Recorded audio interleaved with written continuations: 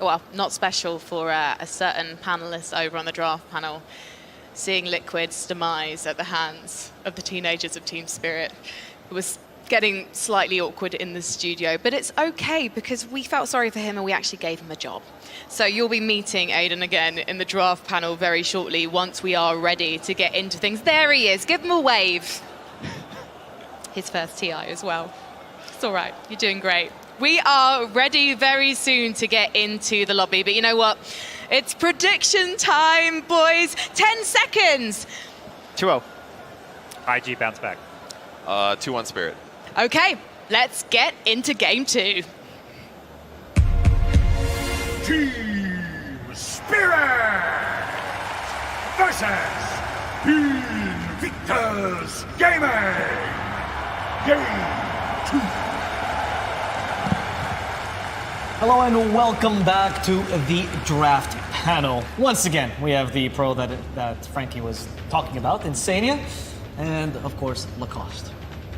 How did you see that, Lacoste? You said at the end of that last draft, I don't like this draft, but I like Team Spirit. I did, because I saw the confidence, them walking on the stage, there was a bit of a delay, they're really having fun, spirits are high.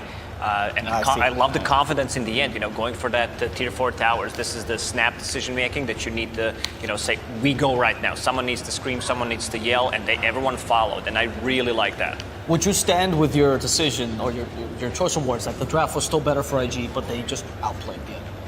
I do. There were a couple of mistakes from IG. IG had this big 3 BKB timing that they did not execute perfectly, going for the high ground. Maybe there was a bit of a mistake giving Aegis to the different hero. You usually want to, as you said in our green room, I'll quote you, you want to give Aegis to the hero that deals the tower damage. So that should have been Lesh instead of Monkey King.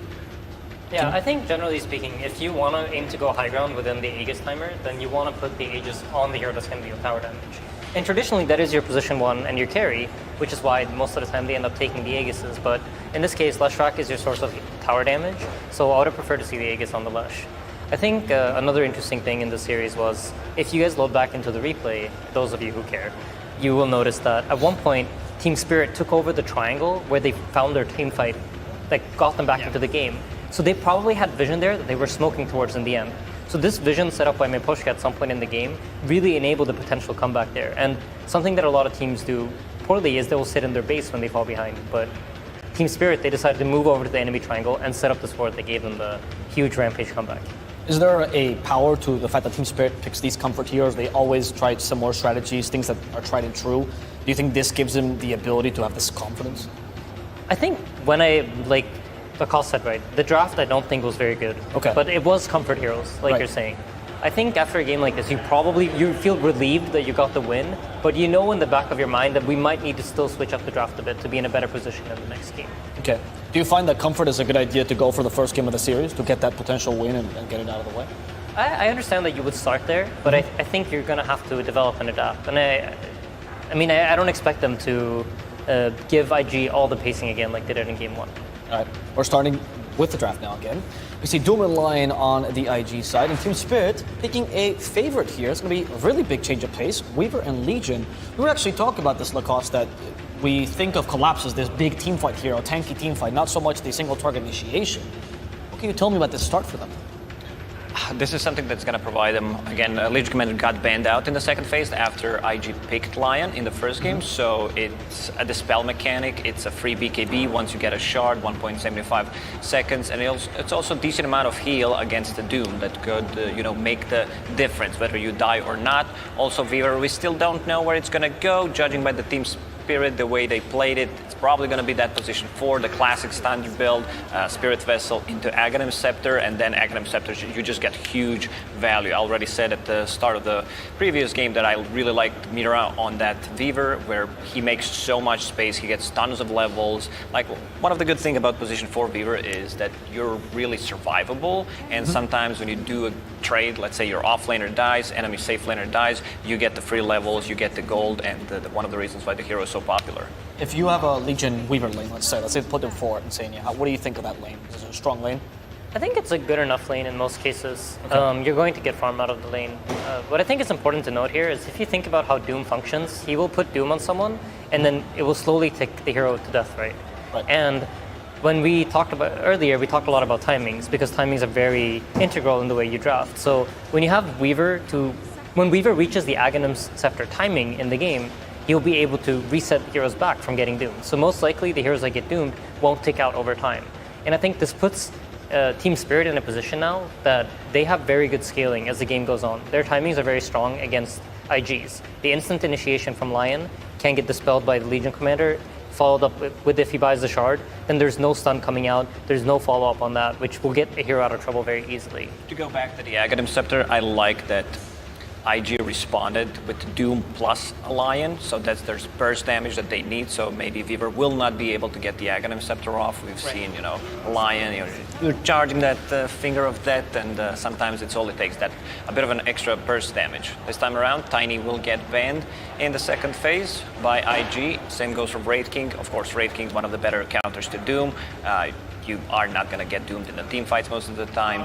Tiny, it's a flex pick for Team Spirit. They played it quite a lot on the mid lane, and they also ran it on the safe lane when it's needed.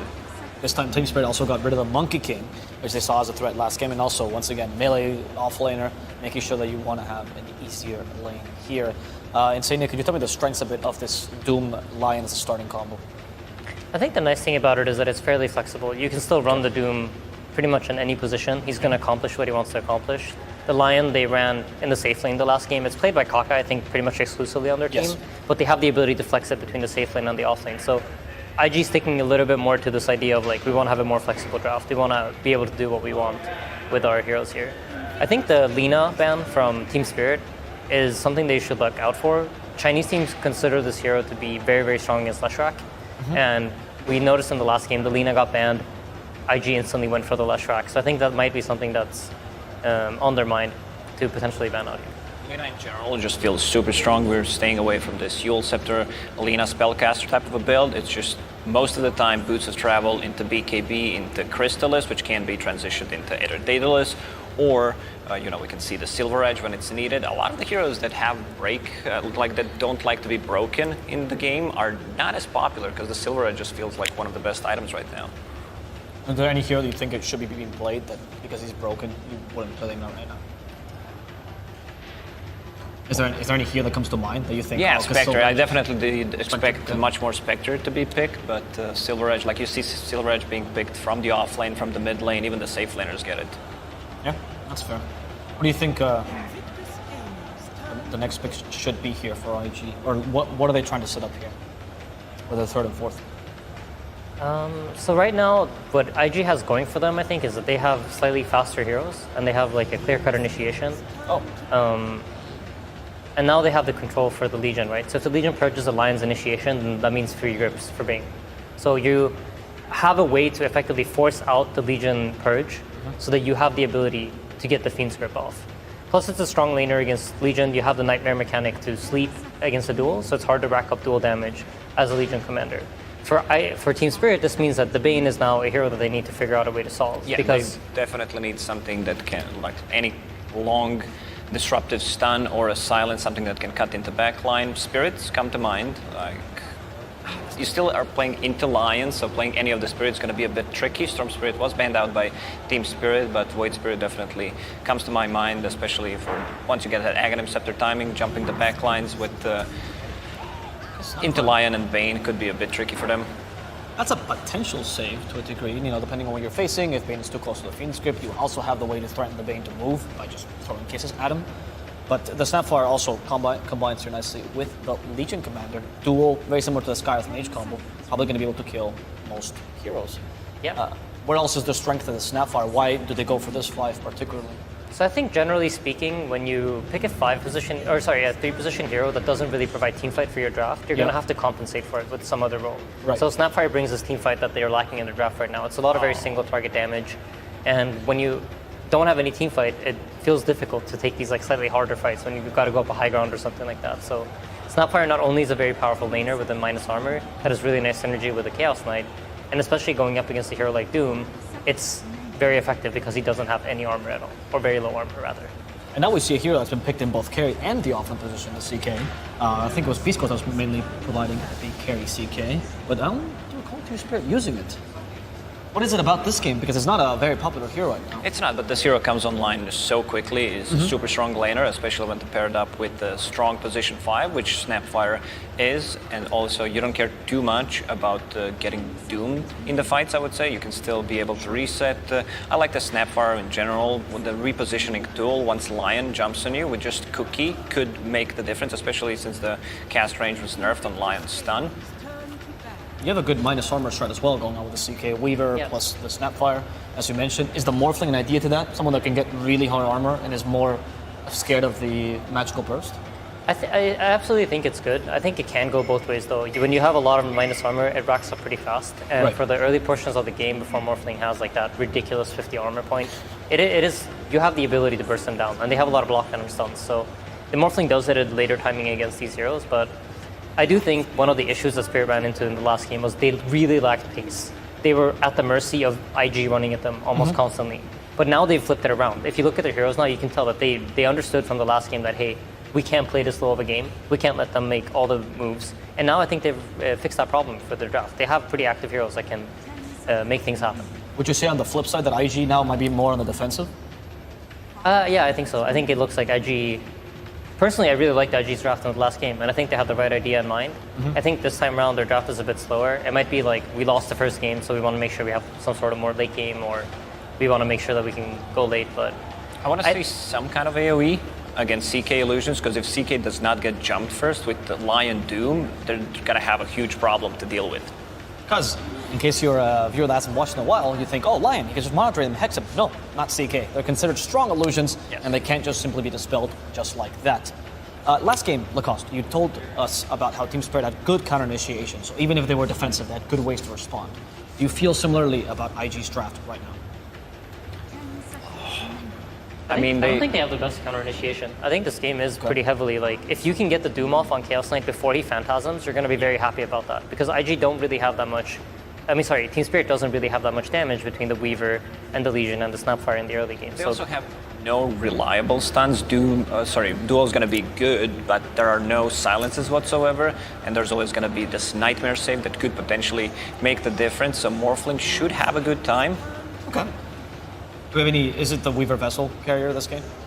Yeah, no doubt about it. It just feels like the standard build.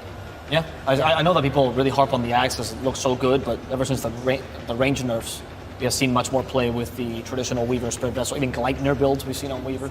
Right. I think if you go for the Aghanims immediately, it takes you 4,000 gold before you really get any impact. But the Spirit Vessel, like the 800 gold that you spend on the urn, directly translates into impact. And even the Vitality Booster is not a bad item for Weaver, because if you survive the burst, you're able to get your ultimate off. Yep. So it's pretty high value to get that bonus HP.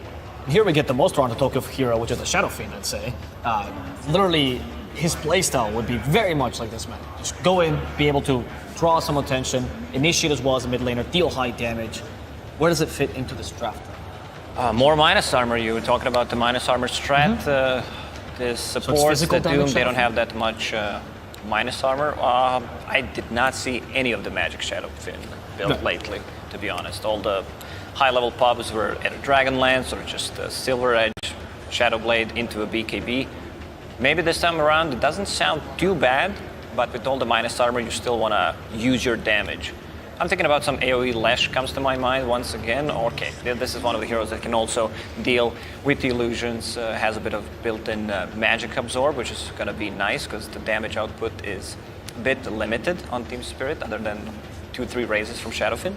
It's a tough lane though. I think this is a pretty chatty move from Emo. This is like a give me Ember, I'm gonna own this game kind of move, because it looks good once the game kicks off, because the Legion Commander is gonna have to stay back and there's no other instant disable on their draft.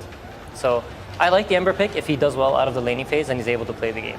Final points, strength of weaknesses here that you see for Team Spirit's draft? I think Team Spirit, once they have a really strong timing at a certain point in the game, once they finish up the BKB on SF and they're able to fight straight into IG. But I think IG scales up very nicely, and if Emo's able to get the first couple of runes, that should set them up for a good game. So rune battle is going to be important. I want to see Weaver moving around the map, one of the better heroes you have. You can still be at the lane and go for the runes, the security or Shadowfiend, set him up for a really good game, and then he should have one against Ember. Okay. Well, we don't have much magic damage in one of the drafts, and that means that there's no silencer, but we still do have a last word, particularly with BSJ, who will explain the game to us so we can know what to look out for in this game too. Thank you, Avo. As I like to look at Team Spirit's draft, and I see feast or famine heroes. They're either going to be incredibly impactful or feel incredibly lackluster. You have the Legion Commander. He's either going to rack up a lot of dual damage, or he's going to be feeding dual damage to the opponent team. You got CK, who's going to be able to cast Phantasm. They have very little illusion clear on the side of IG, and he's going to be able to shred people to pieces. And then you got SF, who's going to have that Requiem combo to get that burst damage that they're a little bit lackluster on in terms of the mid game. But on the IG side, they have saves galore with the Bane, and then they also have the Ember, who can cause a lot of disruption. Now the question is, will the Ember be able to get out of the laning phase? SF, one of the strongest 1v1ers in the entire game. They'll be looking for that Kaka gank from the Lion to open up the space for him to create that momentum, create that chaos against the Chaos Knight, as he is the only hero on IG that addresses those illusions. So only way to find out who's going to get the victory is Sunsfan and Cinderin. Take it away. With one of the worst segues of all time, BS. With a double damage rune, and the game just ended out of nowhere. You need to be able to cope with games like that. It will happen. And just reset mentally, get into the next game, and keep trusting your teammates, keep playing your best, and identify what the problem was so you don't make the mistake again. Because honestly, for the first 30 minutes of that game, IG were just better. And then they lost in 2. And that's very frustrating, but most teams at TI have been in a situation like that before. And it's a best of 3. Imagine if that was a best of 1 for IG. That would have been absolutely soul-crushing. That could happen later today to any of the teams. You never know in these BO1s later down the line. Yeah, those are scary. No doubt about it. I do want to highlight Emo a little bit here, just because, so in that last game, like we talked about, this player is very, very aggressive in nature. He makes some insanely flashy plays, but he also has some maybe a little bit too crazy moves in the game. He is in a really bad lane matchup, and they chose to pick this into Shadow Fiend. Right. Let's see in the rune fight here. Not too much going to go down here. 2 for 2 runes it looks to be. Oh, 3 for 1 actually for Team Spirit, so a little bit of a head start there. This is one of Ember Spirit's worst mid lane matchups. It is really rough. Shadow Fiend will punish you all the time when you go for creeps. Flame Guard isn't strong enough to sustain against multi-race combos, so Emo should be... It's fair to say he's going to lose this lane unless he plays absolutely out of his mind. And again, that mental game, you know, let's say you're playing from behind as Ember in this game, make sure you don't try to overcompensate by trying to get too crazy because you lost your lane. Right. Rather stick to the script here and well, get what having you're said that, supposed to. Emo, of course, this was discussed earlier, pre-game 1. The fact that at the Singapore Major they were down 0-2 against EG, and Emo came back with a vengeance in Game 3, and well, they did a reverse sweep. So, like you said, the mental fortitude of this IG team is not like if this was maybe a younger team, then I could see that being more of a case. Like if this was split, maybe, or sorry, if it was reversed for TORONTOTOKYO or somebody on Team Spirit, I could see that perhaps having more of an effect. But IG, they have a lot of experience this year, especially for sure. On top lane, we have flyfly on the Morphling with Ollie's Bane. So Bane is going to be on the opposing team this time around against Mira's Snapfire and Collapse on the Legion Commander. Legion Commander, one of those heroes where doesn't feel like... It feels like a press the attack hero lately. Getting more so by the year, Cinderin. Yeah. Are we expecting the duel to be the actual initiator, or are they looking for something You're going to else? say you're expecting press the attack to become the ult and duel to become a regular spell. I mean, as much as I love the theory craft, that is, I mean, it is his ult, or is her ult for the most part, let's be real. But yeah, initiation-wise, what is Team Spirit looking for, like when you get to the mid to late game? First of all, this lane in itself, the Legion Snapfire lane, I think is very strong. And again, by laning against Morphling, should be having a good time to begin. So Collapse will probably be able to find a decent timing on Blink Dagger. I do think... Oh, good cookie up top. Flyfly actually Goodness! Overwhelming odds. And Scatterbug, are you kidding me? They were Living not on the ready edge. for that. Ollie with the Nightmare was not enough, just too late. Absolutely. So first blood, the way of Team Spirit. They obviously have the momentum after that last game. I mean, that's an understatement, no doubt about it. And we'll see if TORONTOTOKYO can get that good start that you were discussing. He should be. Right now, 13-4 to the Emo's 10-0, so not too far behind. Kaka looks like he's going to get taken out by Yatoro as JT looks like he'll limp away. Has that swarm applied right now, so lots of minus armor. Yeah. Team Spirit's lanes are really good this game. Shadow Fiend against Ember, I would say they're favored. Chaos Knight does very well against Doom in lane. It's maybe less so than it used to be because Doom got some armor. He used to be a 0 armor hero, but then he got some base armor and Devour stopped healing you. But still, this heavy physical damage lane can be very good against Doom. And like we already covered the top lane. So honestly, I could foresee a situation here where Team Spirit just end up winning all 3 lanes hands down. And then it's about whether IG, similar to last game, just make the better moves in that mid game. But it's a very good look currently for Team Spirit. Yeah, and we talk about Roche a lot, probably because I have some obsession with him that we won't speak of at TI-10 main stage, of course, but Team Spirit have a lot of minus armor to be able to take out Roche. Yeah. I would say they definitely have the advantage, and they don't really have, like for IG, as we're going to see, the Cookie connect, and Ollie is in quite a bit of hurt. Scatterblast into the right click, not even needing the overwhelming odds, so a little bit of waste of mana there, but Spirit, again, 3rd kill on the board. And Emo struggling, right? You're seeing it here. At the very least nowadays, he's going to get a water run here. Oh, Miposhka really wanted to steal it. That might actually cost him his life. Miposhka, of course, the support Weaver, so that Shikuchi will not come back online in time. Crucial for IG that Kaka is there. If that rune gets stolen by Weaver, Emo's actually just flat out of the lane. He's still going to struggle here. He took some damage, but at least the kill on Weaver is a little bit of a comeback. He is a full level behind though, minute 4, and that is without a kill. Shadow Fiend 23 and 11 to the 10 and 0 of the Ember. Now you knew what you were getting yourself into with this pick. You can't be surprised. Yeah. So what's the plan for Emo after, or I guess the extended laning stage into the mid game? How do you get back into the game? Is it just kills? You go try to get some stacks with Flame Guard? I think there's some key items. I think Doom's BKB is really important in this game. Probably the Lion Dagger. Until you have these key items, it feels a little bit tricky for your lineup to find openings, especially if Ember isn't having a particularly good game. Oh, flyfly. So close. Has to waveform away, but living on the edge again. I mean, that is kind of the Morphling's job, right? To min-max. Position 1's favorite thing to do in general. And yeah, I guess he's keeping all these pulse at a constant 120 here at least. Yeah. So that's great. And bot lane, we're going to see the Earth Spike connect. But there's a swarm on top of JT, so he has to be careful. Actually, he already killed it, looks like. And, I mean, we've been seeing a lot of Weaver support. We've seen a couple... I want to say we cast one game where it's position 1. But for the most part, it's... Kaka bottom. Oh, he's just... All right. Oh, great stop from JT. Beautifully done. That'll save his teammate. Never mind. Reality Rift back in. Kaka dies. So, maybe... miscalculating the amount of damage that it actually does, but... I think he might not have thought Reality Rift was ready. But... yeah, looking great again here for Team Spirit. And I say again, the last game did not look great for them, but they won. So they are looking good off the back of a win. Miposhka going to steal that bounty rune away as well. Now, will be spotted out by Kaka. Yeah, better be careful. Earth Spike's there. JT in the vicinity as well. That's going to be an easy cleanup. But if this is a trade, that's great. JT, that's a Phantasm. JT has to pop the wand. Has the swarm still applied, so ticking down very slowly. Yatoro, not much mana to speak of. One more right click does it though. Killing spree for Yatoro at the 6.5 minute mark. I actually think that attack needed to be a critical strike. So only 1 in 3 times will Yatoro get that kill. That's good math, Cinder. Thank you. I did Sesame Street counting class. The upgrade was statistics, actually. Wow. Yes. Interesting. What was we the started character? early in Denmark. What was the character that did statistics?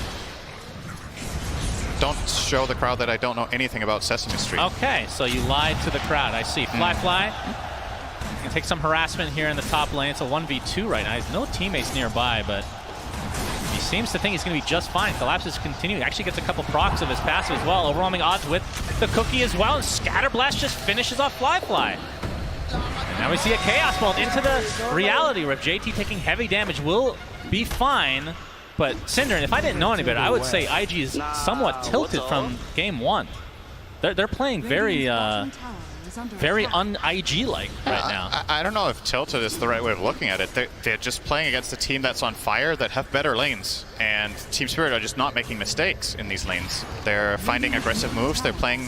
What I really like about this top lane from them is how constantly they are putting that pressure on flyfly. The reason they find the kills to begin with is that he's half health, right? Or third health from just Mira laying into him over and over and over in the laning stage. And it's just been paying big dividends here. Top 3 net worth is theirs. Keep in mind, one of the heroes in the game is an offlane Doom, who is in 4th right now with that Devour level 3. So that is a very, very good sign here for Team Spirit in this early game. Right. I'm always a little bit concerned about Shadow Fiend strategies because I feel like this hero is one of the ones that suffers the absolute most from dying and is the most snowball reliant as a mid hero. But it also is incredible when you are ahead like this. Trying to turn this Nightmare into an aggressive play instead. Collapse gets off the duel. It's not going to result in the kills. It looks like we'll be close. The winner is Ollie, the Bane Elemental, with massive damage now. 2 dead. IG get the amazing trade there. I think with this plus 10 damage on Bane, now Ollie can start. Now he has wave clear. Position 1 Bane. Let's go. That was what he was missing. Now with... Okay, let me give you a question here. Can you think of a worse hero to win a duel on? Ooh. Lion? Definitely better. He will attack in between his stuns, Bane right? attacks during Nightmare, Cinderin. Does he? In mid-game? I mean, Bane almost doesn't exist at that time in the game. In a lot of games that we've cast, at least, as we see. Actually, a Midas picked up here by Yatoro. So, going for the, I guess you can call it a bit greedy, but they are off to an amazing start. So this is just going to amplify their farm. What are your thoughts on that item pickup? I think CK really wants it in general. It's just one of CK's downfalls is that he doesn't have very good farming potential compared to a lot of other carries, right? Like the meta carries now have some sort of wave clear or illusions, whatever it is. Chaos Knight, sure, you can use Phantasm to farm as well. It's not terrible, but it's not constant. So the way this hero works, having a Midas really helps. That's true. There was a short period of time where Battle Fury was a thing, but Battle Fury doesn't seem to be picked up by anybody unless it's Anti-Mage, the one game that we actually cast. Now check out this Chaos Knight set. His face looks like Axe. Okay. It's Axe's cousin. Do we have lore on this? Wow, you're right. It actually does. I thought you were kidding. It's Jeremy Kahn. Jeremy Kahn. There it is. At it again. What a god. Flyfly is going to TP out, so this looks to be a free tower for Team Spirit, and we'll see if it ends up being a trade of tier 1s overall. Dire's top tower is under attack. I wonder if there's some lore combining Doom and Axe in some regard. I guess we can ask Slacks on our time off here. That's going to be the tower for Spirit. Miposhka is in the vicinity, gets off the swarm. We'll see if they want to TP to actually try to defend, but it looks like Collapse is TP'd mid instead. Kaka's going to get up the Hex. The Mira's in the area as well. Cookie not going to be able to land. Yeah, nice but it will be there enough to defend the tower. But yeah, the defense here from Collapse, very important. You don't want to give this up at all. And your trade-off, you're going to lose the bot tier 1. Actually, JT mistiming the last hit there. It goes to the siege creep, but most importantly for IG, a little bit of breathing room, right? Like those 2 kills they just found make a very big difference. And you're getting Emo a little bit into the game as well, closing in on Maelstrom.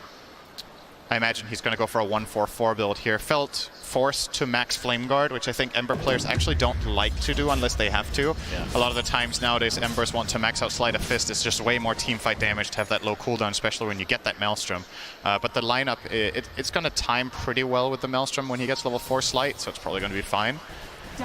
He's gonna smoke. This is a very unpredictable smoke, might I add. He was literally just pushing out the top wave, TP'd mid, and instantly smoked with Kaka into the triangle. Oh, double courier kill? Oh, Miposhka. Geminate attack for the win. There's one more. Mid lane. It's pretty far away, but he's waiting. We'll find out very shortly. Fiend's Grip in the mid lane, and that is going to be a freebie for IG, it looks like. Goes to flyfly. He needs it so badly, too. Everybody needs it so badly. Miposhka, 3 couriers. Mortimer's kisses. Kaka is going to take a tumble. So it's a 1-for-1, but obviously position 1 for support. IG will take that trade. As I hear a pig pull. Yeah, who has the pig pull? I hear it's a global sound. Yep. As we've discussed many a time. Very important to know that it's being cast. It's JT into Doom. the jungle. I mean, we talked about this in our group stage matches, but Doom kind of like a mini alchemist where you're devouring creeps, your goal is a little bit inflated versus what the actual reality is a lot of the time. So this 2K net worth league for Spirit is probably like 3, I want to say. Yeah, something like that. Something around there, but he is starting to ramp it up. 2nd in net worth on that Doombringer, so we'll see what kind of itemization he chooses to go this time around. It is a really good Shiva's game, isn't it? Like you really want that against the Chaos Knight, and you want it against just the overall minus armor that the Radiant has, like the panel talked about. So I feel like Dagger BKB Shiva it's a go-to anyway for Doom, but it feels extra good this game to have a Shiva's Guard. I'm definitely going to be seeing that coming out later. Emo currently rocking a DD rune in the bottle and has those 4 points in slides. So this is actually a very strong time for IG to look for a potential fight, and they will smoke now. They have Doom, no Fiend script for this play, but Doom and Finger are online. If they find anyone, oh, they the jump in with the duel. This would be a huge kill for Team Spirit. They're going to find Emo. That is damage going the way of Collapse. These are the best moves. Not only do they get the kill, but it actually negates all of IG's plans there. Yeah. If that happens 5 seconds later, IG are in position and they get the save, but instead, Emo dies, Spirit get the mid tower, and IG waste a smoke. So absolutely huge timing there from Team Spirit to make that move at the exact same time IG were doing it. Just really good stuff. Yatoro right now has the casual Sage. We'll be finishing the S and Y, it looks like, into 8th lane. So is this going to be one of those Octarine games, potentially? Cinderin? Wait, which hero? Chaos Knight. He's going for the crazy magic. Well, not all of its magic, but Aether Lens with Shard into Octarine. Do you go Octarine after Sanjin Yasha only? I'm not sure about that. The Sanjin and Yasha in combination is a little odd, and the fact that he's position 1 makes it a little bit odd as well, in my opinion, but we'll see. It's not... I'd say the CK isn't the most played hero at this tournament, so it's kind of hard to decide what is meta, right? When there's so few games. It is a feel-good item to at least get the lens, just because it helps you so much with connecting. Yep. Oh, the pink pull saved him! Did you see that? Cinderin, admit it. Admit to me right now on stream. Keep in mind, Legion has the talent for the extended range. He would have gotten the duel off. Did it actually save him? Yes! As we see a Requiem of Souls from Toronto-Tokyo, but flyfly is perfectly fine. TP's coming in mass, and TP's canceled in mass. How did that go so wrong? I don't know.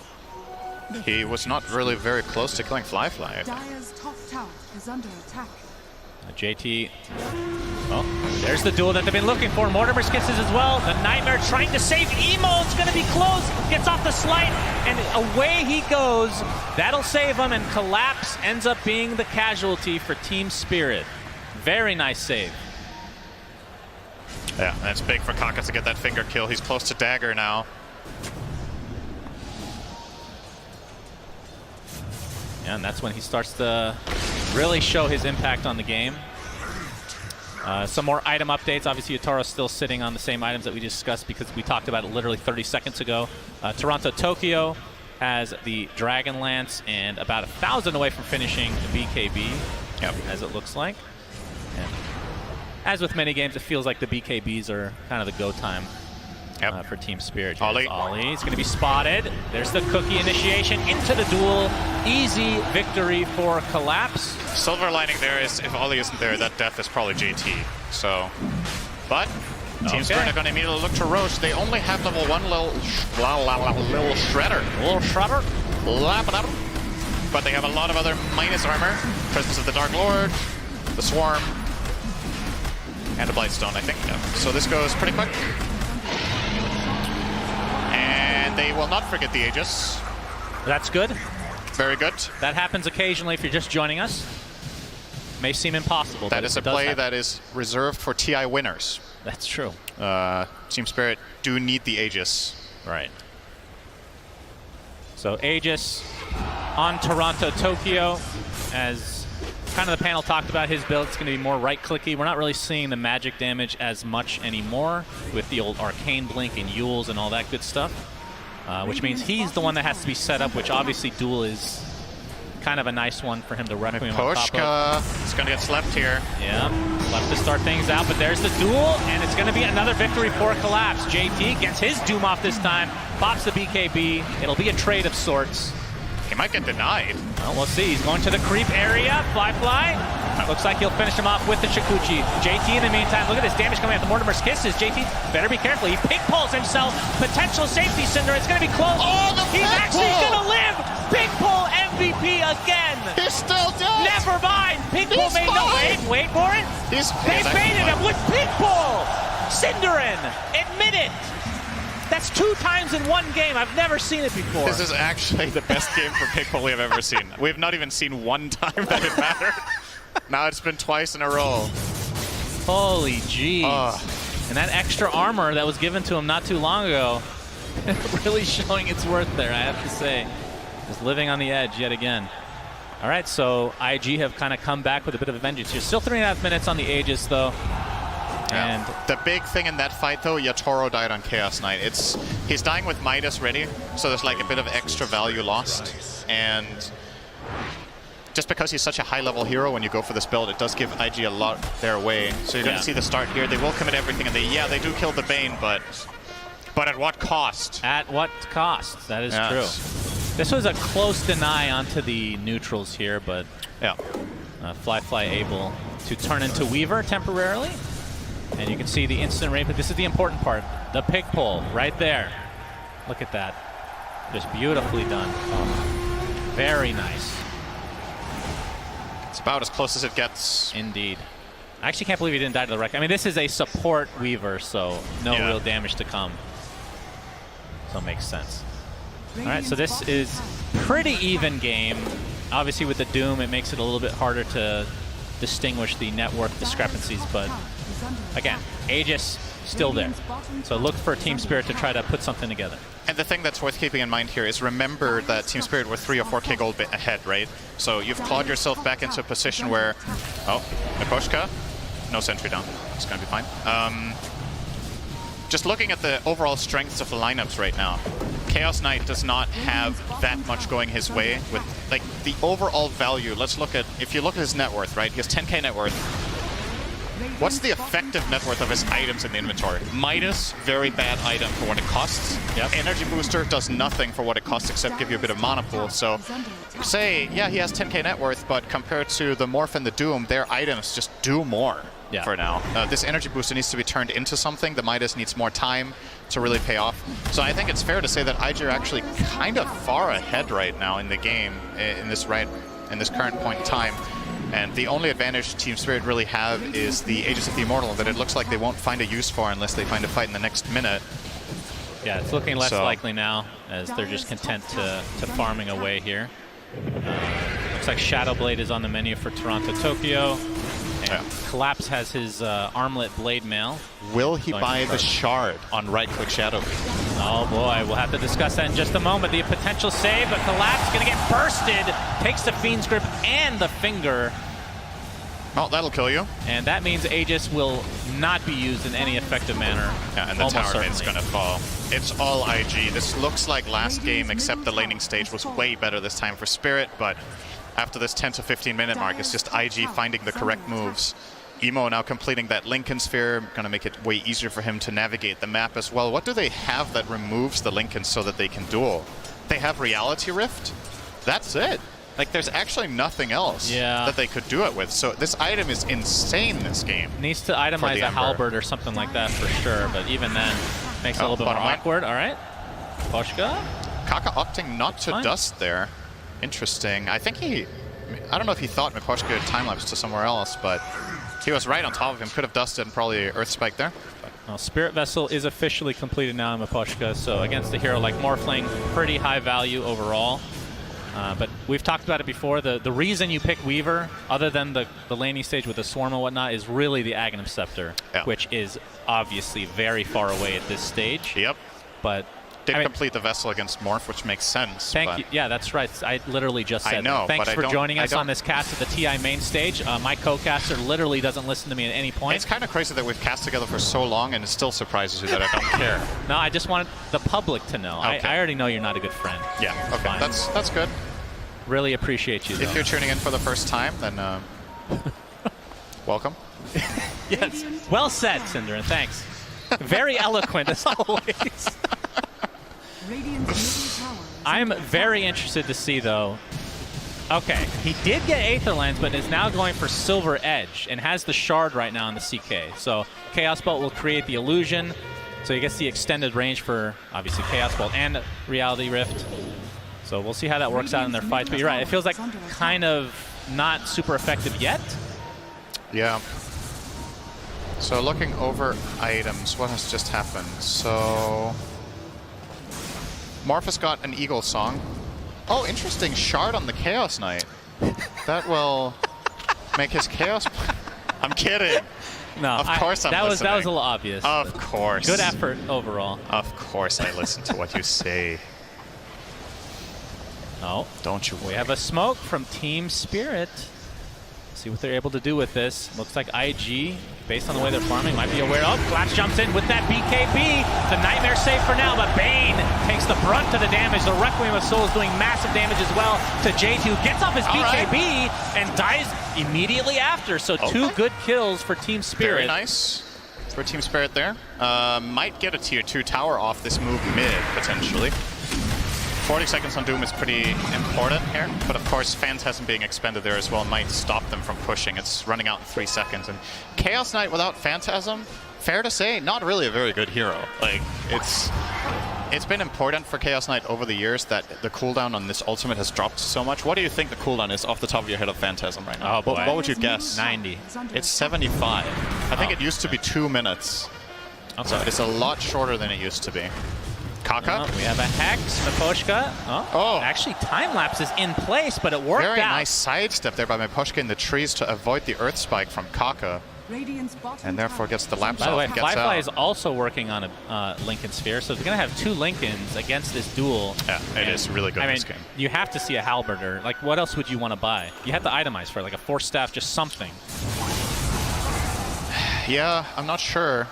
And I also don't know who would be buying it, right? The problem is who can expend the gold for it that will also be in a position to use it. Because Legion Commander needs a BKB. Shadow Fiend needs more damage. And Chaos Knight already bought the lens, so I don't think he wants to go the route of another utility item. So it's kind of... Yeah, I honestly don't know who I would put the item on against those Lincolns, and that just makes it feel so powerful. If we can look from an observing standpoint and feel like all of the choices are weak, then it just makes the purchase incredible. Very true. Lincoln's applied to JT, who's frontlining in this 5-man smoke for IG. And they're not going to find anybody initially, but will likely get some, I would assume, some wards placed. Good position. And what I assume is incorrect, apparently. Not going to happen, but we have a counter smoke now for Team Spirit. So I thought you didn't listen to me. You can't correct me if you don't listen to me either. What? Doesn't make sense. Exactly. Okay, so 5-man smoke from Team Spirit. See if they're able to find anything. So Roche not going to be up for a bit, but like we said, Team Spirit definitely have the advantage in terms of killing it fast. We have both teams posturing on both sides of this cliff. JT. Radiant are scanning. Yep, we have a scan come out, so Spirit are aware of IG's presence close to their triangle. Yeah.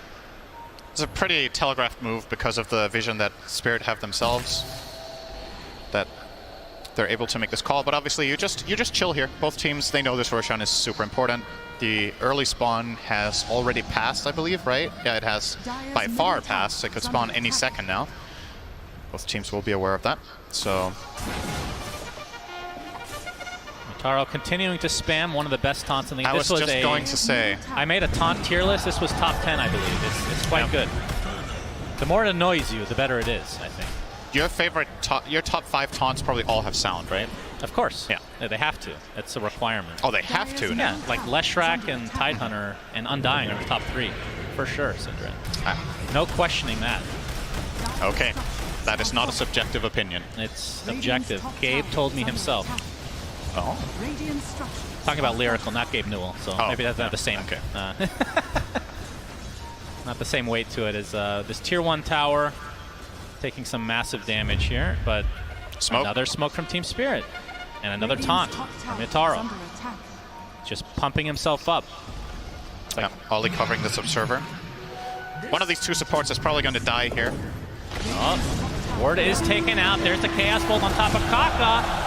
You see the Mortimer's Kisses from afar. Looks like a decimated Kaka, but in the meantime, TORONTOTOKYO destroyed. Not even close. When it comes to the position 1 and 2 for Spirit, we just haven't seen anything really come to fruition. Shadow Fiend hasn't had like a really good ult, and CK, I mean, we've talked about the itemization be a little odd, but we really haven't seen him turn it into anything yet. That was just exceptionally dangerous movement from TORONTOTOKYO, right? His Shadow Blade was out. He walked in. You got to assume that there's a ward there when you know the Weaver got stunned. Yeah. You don't have Lincolns. You're going to get Blink Doom there 10 out of 10 times. Yeah, and knowing that that's an easy punish for IG. This is going to be Aegis Shard. They know that obviously Shadow Fiend is dead, as well as the Snapfire ult being down is a pretty big deal in the pit. The Swarm helping them kill Roche faster. Right, that's the Lincoln's prop by Oh, Emo the here. stuns. Kaka gets off the stump, but nice BKB by Yatoro. But that means a BKB down for this potential Roche. But And Phantasm is gone now too. they bought killed enough time very for quickly. the SF to be back. But again, he spawns with less souls, so his That's why effectiveness is going to be a little bit lower. As Yatoro potentially looking to try to take this Roche. Aegis and Cheese, or Aegis and Shard, I should say, available for the taking. And IG's just playing it safe here. Knowing that they have the advantage. The Impale, Yatoro, there's the press the attack. And into the pit they go. This will be a pretty big turnaround. They'll be able to get it. Sleight of Fist from Emo getting a little bit of vision. And it looks like Team Spirit are just going to get the Aegis and Shard for free. Very surprising. Thank you, IG just gives it up. Huh? Thank you, IG. I guess so. They did all the hard work. I'm actually really surprised. I mean, Mortimer's Kisses is like their main defense for the Roche pit, and they still don't have it. It just came up there. Okay, well, who took the Shard? Oh, here we go again. It was Shadow Fiend. Are you serious? I've actually never seen this before. All right. You're audibly triggered. No, it's not trigger. It's actually excitement. Oh. He gains 2 souls per kill with the Shard. And additionally, Shadow Fiend can consume 1 soul per attack to deal 190% crit.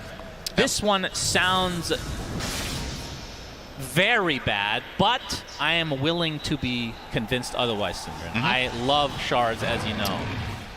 Wonder how it works when you use the Necromastery attack out of Silver Edge. That's, yeah, I Miposhka question the same thing. got hexed. Yep, he's very fast, though. Very dead. Blown up from afar. Kaka gets another stack of finger. He had a gem. That would explain it. That's a pretty big kill. And when I say pretty big, I mean very big. We have an Aghanim Scepter now online for Emo. So he's going to be super speedy with all his remnants. This is when I feel like Ember just gets really, especially with Lincolns against his team that we've already discussed, it's really hard to kill. And he is so good against Chaos Knight right now. Like, all of these remnants, he's probably gonna, he's queuing up the Shard, right? If he finds kills in these fights, he can just keep snowballing, has so many remnants, just a passive damage as well on top of CK, all of it. It's just gonna add up, compound over the fight. What we're looking at for Doom. We got the Only Silver the Edge. plate mail. Let's see if he uses his Shard thingy there. Oh, they found Ollie. All right, that's a freebie. Down he goes. See you later. So that is dual Victor. Well, I don't know how many he's had, but he has 50 damage right now. So you do the math. That's Probably top 4. lane. Whoa! All right. JT taken out by Yataro's Phantasm. Like Emo's a little late to the party, but that is a really big kill for Team Spirit. I'm actually surprised Yatoro can kill him like that with this itemization, right? He has the Shadow Blade Sanjinyasha. Those are his damage items, and the Doom does have a plate mail, but now it's full Shivas. I don't think he had that when he got jumped. But he can still kill him. That's a good sign for Team Spirit, and probably gives Yatoro some confidence that if he finds any target, he can kill them at this point. Obviously has to play around those Lincolns. It's a bit tricky. You Reality Rift maybe, and then hopefully you can get a Chaos Bolt in before they react. I mean, the fact that Team Spirit, in terms of their 1s and 2s, are the top 2 net worths right now is insane. Dire's bottom tower is under attack. And we've talked about the itemization, and Dire's bottom maybe it's starting to pay off now, Cinderman.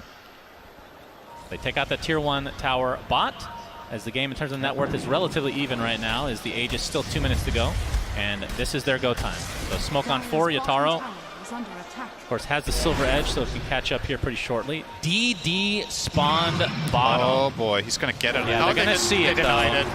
Yeah. Right in front of him, and he didn't. Wait, what? Okay, I don't know who to trust right now. The game says he denied it, but he has the double damage in the bottle. So who's lying right now? Illusions don't take priority over humans, just like you as a robot don't as well, Synderen. Wait. Something for you to learn. Hello? Yeah, that is odd. They do it the same server tick. Take and deny. I don't know. I'm going to go ahead and trust the bottle right now. Okay, yeah, I would think so.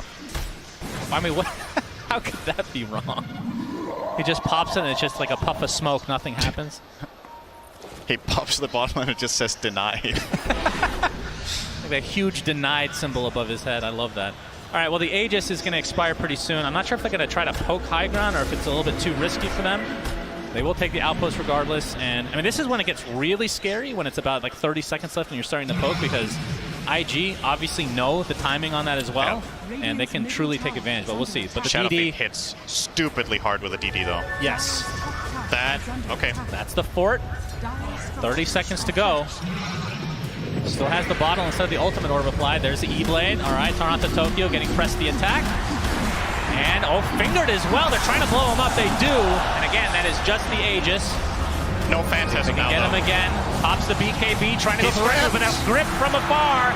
And there, he is just abandoned by his team as Emo creating all the space in the world on the backside. Yatoro forced the BKB TP. So 2 deaths in favor of IG, make it 3, and literally just talked about this. Very risky move, does not pay off for Spirit. Honestly love that call from IG to kill the Shadowfiend twice. That's not easy to do, right? A lot of teams, they're like, okay, 20 seconds, guys, just wait it out. Yeah. They had to get through him twice there, but they know if they don't do it, they lose the lane of barracks. It's just too scary with the double damage and all the attack speed he has, so they commit to kill him twice. Ollie has great positioning on that Fiend Script. Still didn't have the Aether Lens. He's going to have that next time to make it even easier. Yeah. And they knew that Grip was going to go through fully because Weaver doesn't have the Axe yet, and Press the Attack was already used on the first Spell Wave burst here. You're going to see here he uses Press. So now Ollie knows that all he has to do on the second life is to ult, and it will be very safe if he keeps good positioning. See him standing around here in the back. But you can see on the backside, JT here. And then Emo eventually. They end up creating a lot of space. That's why nobody was able to help the SF in the end. Time-lapse, Miposhka. Oh, Miposhka. Okay. Looks like he is... Oh my god, Searing Chains Global. Oh. Global. Wow, are you Very sure? nice. Did he get double damage while it got denied, and then he got chained and We're finding out new mechanics every day. That's the beauty of Dota. Today I learned. We need 240 tick server. Now. I think you need to talk to the CSGO team about that one, Synderen. 7K net worth lead for IG. And things are definitely looking in their favor. But again, this feels a little bit like last game where one mistake from Emo literally cost them the game, at least from our perspective. Yeah. It's looking like another very solid foundation for a victory here for IG. So I think what they might do this time compared to last game is not take massive risk. I don't know what to say about game states like this with Doom, but I think every game we've cast in the tournament with Doom in this spot he has won. When the team is ahead minute 35 and Doom starts getting these items, the hero is just insane. And Team Spirit have to find a way to either handle getting doomed or jump him. I don't think that's what makes Doom so crazy late game as a position 3, is when he has these items, he just demands so much attention that your other cores will get to thrive, because you can't pretend he's not there. He is just as much of a carry as the Morph is right now. Yeah. So, pretty scary stuff for Team Spirit.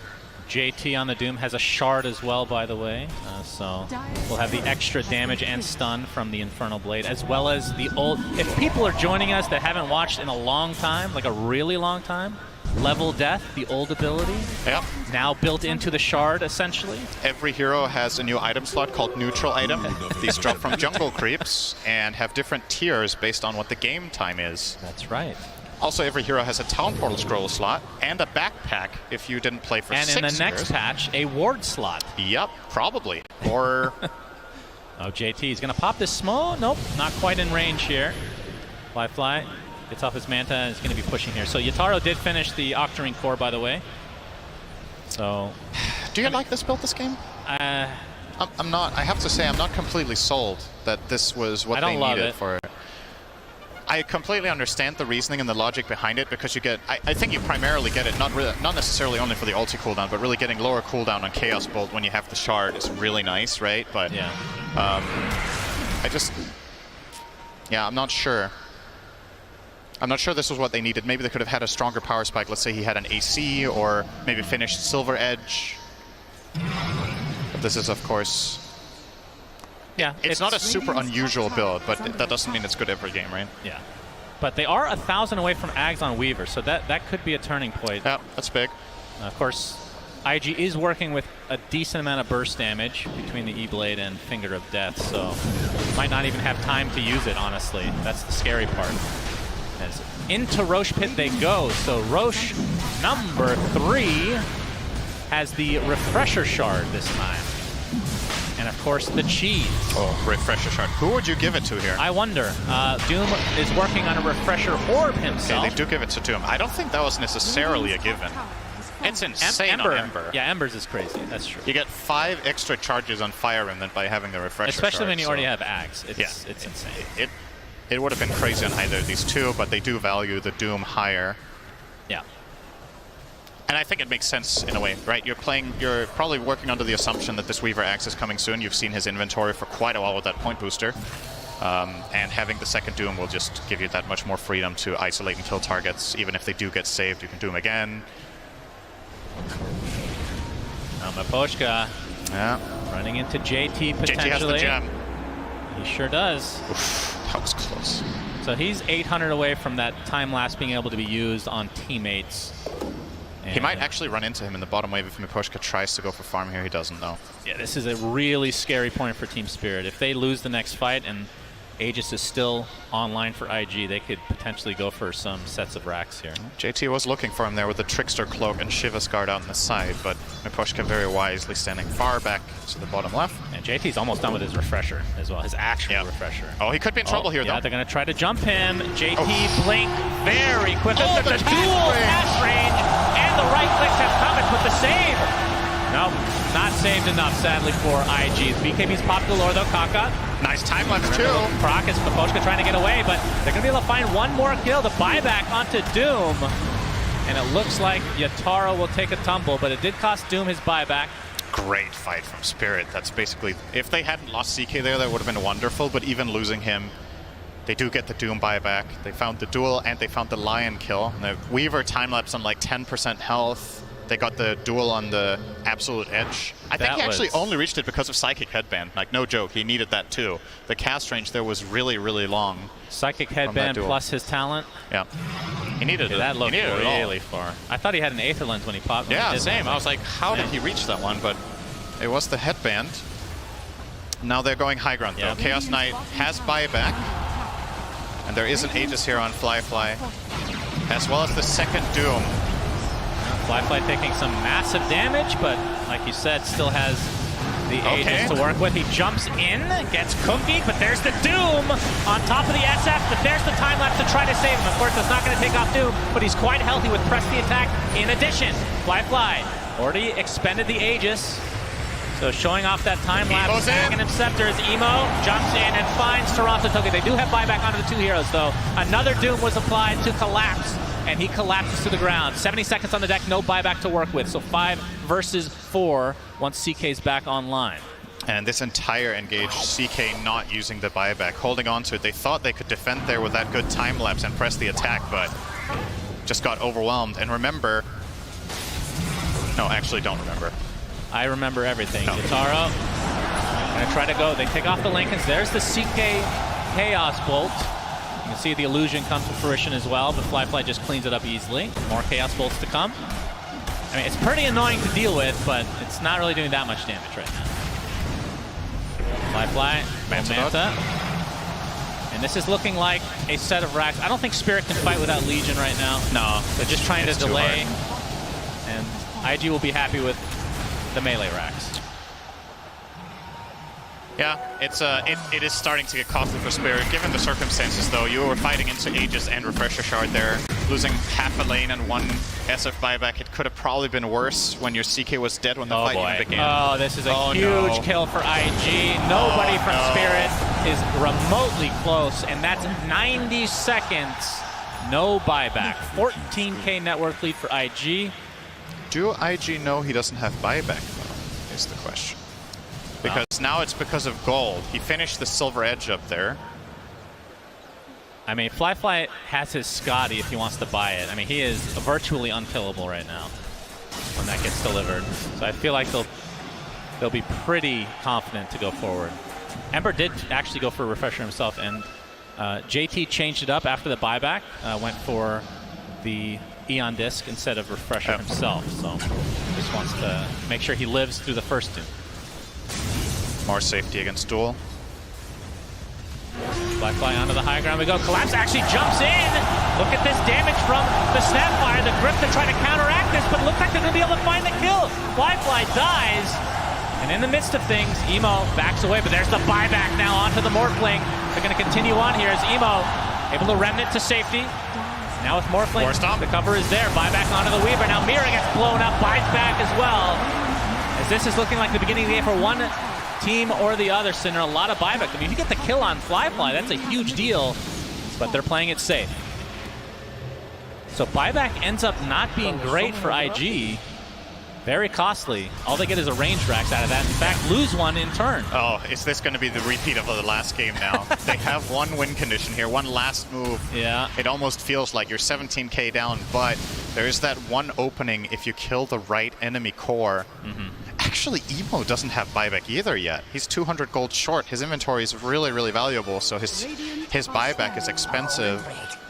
And Team Spirit are trying to find, but this time around, IG. The call is, all right, guys. Playing it safe for sure. Don't make the mistake you did last game. They're all missing. And just wait. Flyfly obviously doesn't have his buyback, so expends the rest of his money on a BKB. So, oh, did he? Okay, he didn't actually finish the Scotty. Right. Okay, so it was never actually delivered. I was surprised that he was able to be bursted down. Yeah, he turned into Satanic, right? No, he had the Satanic already. Wait, so where did it go? He bought a BKB just now. Because you weren't listening, so... BKB buyback. If you'd like to go back in the VOD and re-watch what I just said. 7.5k gold. That's got to be more than BKB buyback. Did he buy anything extra than that? I'm sure he bought all the wards for his team that are free. His buyback was not 3,500. Why are you lying to the viewers? You have nothing to gain. I didn't lie. I said he bought them for free. Just trust me. Okay. Source, trust me. It's hard to trust somebody like you. I'll just tell you what. Oh, nice. I used to have credibility. That's true. And then you started casting with me. Oh, Flyfly. Right, turns into CK. Would be interesting for him to get shard on Morphling, so he'd get the CK shard. All right, Shannon. If he wants. I have your answer. Okay. With the help of 250,000 people watching on Twitch chat, we have isolated it. It was Boots of Travel. And BKB. Yes. Okay. Yes, there you go. So I wasn't lying. Thank you, Cinder. Thank you, chat. Why are you reading? It's TI main stage, and you're reading Twitch chat. What is wrong with you? What can I say? I'm a DJ.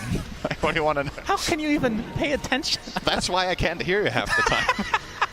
Too busy looking at the kappas and whatnot in chat to hear what your co-caster has to say. You actually disgust me on a level I can't even begin to explain. Okay, think about wisdom of the crowd, right? Yeah. 250,000 people. I can sound really smart because I can just steal all their ideas. That's a bit, Weaver. All right, that's one death, and that's no buyback because he just did so not too long ago from Miposhka. And Roche. What if it was discovered that I don't know anything about Dota, but I just take the smartest idea from chat all the time? Wow. What do you think? Well, does that sound believable to you? If it's a lot of people, then you'll usually get the right answer. But if it's like I a guess you couple need to hundred, have a filter. There's a lot of garbage there, too. Yeah. There's a lot more most garbage. Most of it is garbage, of course. Yeah, that's true. Collapse. That is true. Yeah, looking for... I mean, what does he have? Any Lincoln's breakers for him right now? It's still nothing. Looks like he's going... Oh, really? He's queuing up an Octarine core, so... Going truly ham this time around. I'm actually really surprised they don't want Lincoln's blockers. 20k lead. Roche 20K, is but now. It's really about the buybacks. If they can just find the kill on the right hero. And that's why Aegis is so important, right? When you approach the stage of the game and you know buybacks aren't cooldown. All right, Cinderin, it's going to be Aegis, Cheese, Refresher Shard, and Achanim Scepter. Who gets it? Let's see. So Ember already had... He actually ate his Ags already. Doom Ags is for a break mostly, and duration, I guess. It's kind of met here. Lion, you have 8 charges of Finger of Death. Wait, Fiend's Grip. Am I stupid? What's happening with Roche? Oh, there we are. Yeah, it's up. The clock just didn't update. It just kept saying 0 for like 20 seconds until he spawned. Is there a hero that Morphling wants to turn into on the other team? Or on his team? He could turn into Ember, I guess. That's kind of decent. Double slide chains, right? Yeah. It's good. It's not Dark Willow, but it's good. Okay, to be this is the moment, though. We can't theorycraft that. It doesn't matter if this fight breaks out and IG win it. But what if Spirit do? Has to time-lapse himself, remember? He has Aghanim Scepter, so 20-second cooldown on that ult. So we'll be having it for this engagement regardless at some point. And it's all about second Roche. Yep. Can Team Spirit hold on? Will IG extend this to game number 3? It's looking likely, but after last game, I'm not ready to call it one way or the other. And this is essentially non-commitment, right? Flyfly can hit this without taking damage because he has 50 armor and lifesteal. So the rest of his team can just wait outside the pit, keep scouting the area, keep poking and prodding, see Emo just non-stop sliding. Now they see it with Swarm. And here comes Mira's ultimate. That means Team Spirit needs to initiate. They're going to go inside the pit. TORONTOTOKYO pops the BKB. They're just going for Roshan right now. Who's going to get it? A big impale comes through. Huge requiem from TORONTOTOKYO, but really not that much damage done in the end. Aegis is on for Morphling. He's going to be perfectly fine. There's the Doom. And this looks like the beginning of the end of game number 2 as IG able to hold on as GGs are called. So this time for IG, it goes according to plan, Cinderin. It does, but they set themselves up for a really hard laning stage. They did, and they recovered from it, and they got into a nice, strong mid-game here, and ultimately just overpowered Team Spirit, outplay them on some of the moves. I think key in this game, especially I want to say the Empress recovery is really what decided so much here, right? Emo was off to a rough start in that mid lane, but comes back, gets the Maelstrom. It helps them so much to have that extra damage and wave clear in the game, and ultimately they do solve this puzzle that was starting